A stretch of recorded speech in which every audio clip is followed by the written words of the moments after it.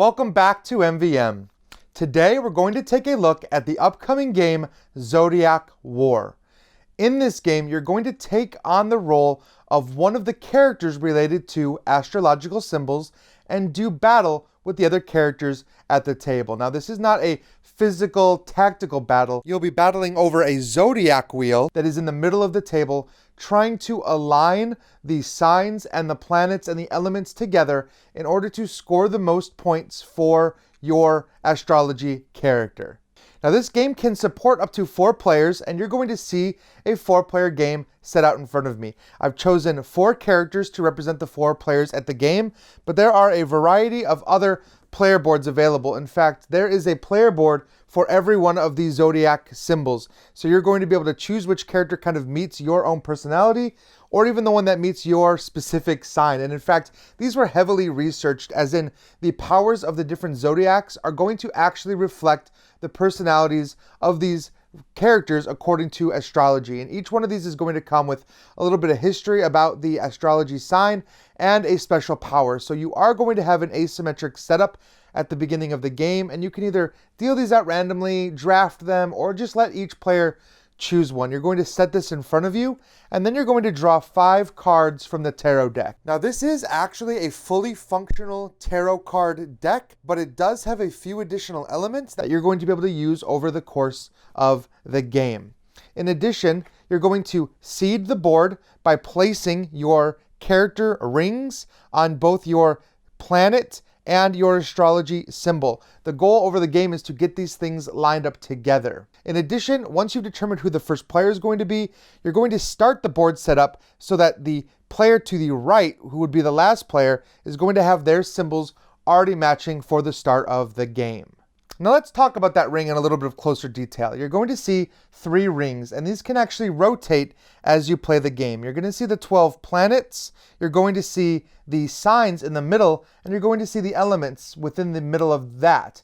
But the key thing here is that the planets can rotate and the elements can rotate, but the zodiac signs cannot. So you're going to be moving these rings around, trying to match them over the course of the game.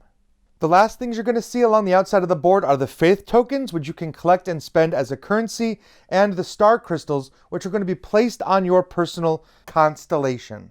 Now, the first thing that every player is going to do on their turn is draw one of the zodiac cards. These cards are going to basically affect the entire board and give out rewards to specific players.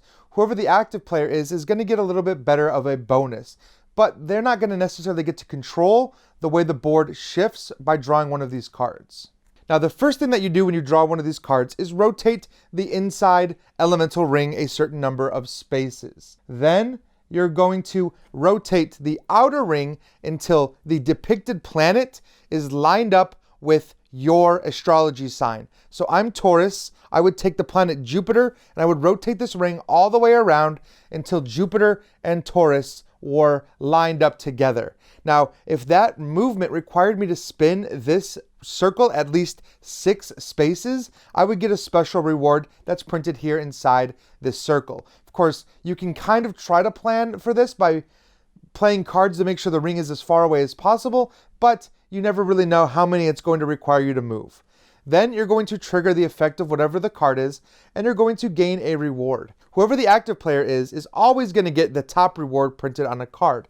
But inside, you're going to have 4 different symbols. If your symbol is one of them, you're going to get whatever reward is printed within those. And those rewards could be faith points, they could be drawing more tarot cards and things like that. So this is going to kind of apply to everybody regardless of whose turn it is. That's how every single turn is going to start, with the drawing of one of these zodiac cards. But once that's done, you're going to discard that card and then become free to play any of the tarot cards from your hand. Now, these tarot cards are used to cast ARCANA, which is kind of like magic. You're going to have some major ARCANA and some minor ARCANA printed here within these tarot cards. So once you decide which card you want to play, you're going to take it and you're going to place it face down in front of you. No other player at the table is going to know what this is. This is called your spread, and you're going to be adding tarot cards to your spread over the course of the game. Now, your spread can only have 3 cards, and this can be either a minor or major arcana, and you're going to be able to reveal these at the end of your turn. There is one exception where you can actually place a major arcana to the left of that and trigger a major arcana before you trigger any of your other tarot cards. But once your spread is complete, you're going to be able to reveal the cards one by one. Now, each of these cards are going to have a different effect based on whether or not they are major or minor arcana. Major arcana will trigger no matter where they are in your tarot line. However, specific minor arcana are going to give you a different effect based on where they're located. And each one of these cards you'll see has 3 symbols, one for the first position, second position, and third position. And you're going to get the rewards of these cards based on those positions. And these are going to allow you to, again, to collect faith, to rotate the board, to draw more tarot cards, and have a variety of other gameplay effects. So planning on when to play these tarot cards is very important. In addition, there's a specific kind of tarot card called an interrupt that can be played on other players' turns to actually cancel any of the tarot cards that you might have flipped up out of your spread. Now, you might be asking yourself what you're trying to do by playing all these cards and moving around the board. Now, some of these cards are going to have a negative effect on other players and hurt them. But ultimately, your goal is trying to line up your element, your planet, and your astrology symbol so that you can buy these star crystals. Every player's board has a constellation that represents their astrology.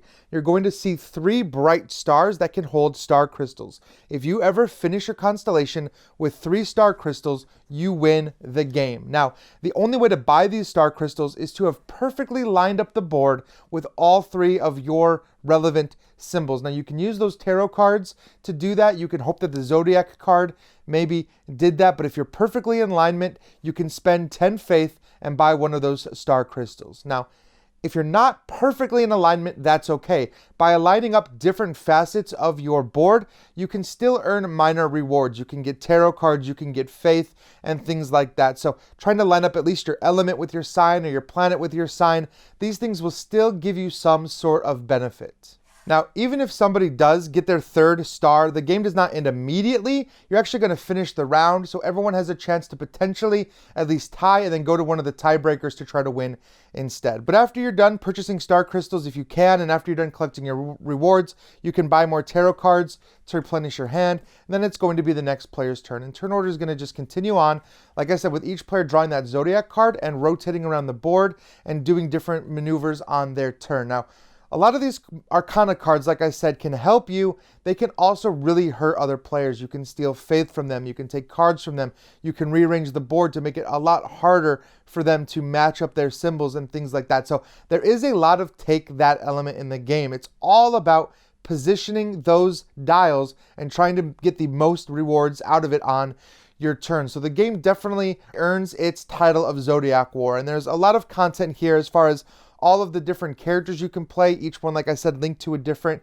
astrology symbol. So you're going to be able to basically choose your favorite every time you sit around in this game. And there are so many different tarot cards that you're going to have a different experience and have to use different strategies every time you play this game. So thank you for taking a look at Zodiac War with me. This game is going to be on Kickstarter, so be sure to take a look at their Kickstarter page as well if you'd like to see what all of the final components look like, or if they have any secrets or goodies in store for you, you'll be able to find out on their page as well. So be sure to take a look at that, and please like, comment, follow us here at MVM. Let me know which of these astrological signs you're most excited about playing. And as always, I will see you next time.